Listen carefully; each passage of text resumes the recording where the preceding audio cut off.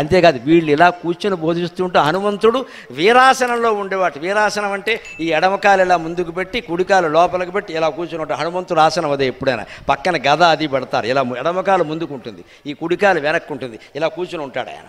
ఆ వీరాసనంలో ఉన్నవాడు ఎప్పుడు రన్నింగ్ రేసుకి సిద్ధంగా ఉంటాడు. ఈ జీవితం నుంచి పరిగెట్టడానికి సిద్ధంగా ఉండాలి. అది వేదాంతం. వీరుడు అంటే ఎంతసేపు అక్కడ ఉండేవాడు కాదమ్మా, అవసరం లేని దాన్ని వదిలేసేవాడు కూడా వీరుడే. నీకు అక్కర్లేదు వదిలేయి, అదే వైరాగ్యం.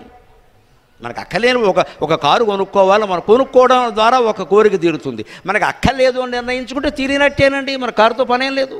అందరికీ ఉందని మనకు ఉండాలి. అది వీరత్వం. అది వీరత్వం అంటే త్యాగం. వీరారాధ్య, విరాట్ రూప, లలితా సహస్రంలో ఉంటే వీరారాధ్య అంటే వీరుడు కాదు, అక్కడ త్యాగం చేసేవాళ్ళు.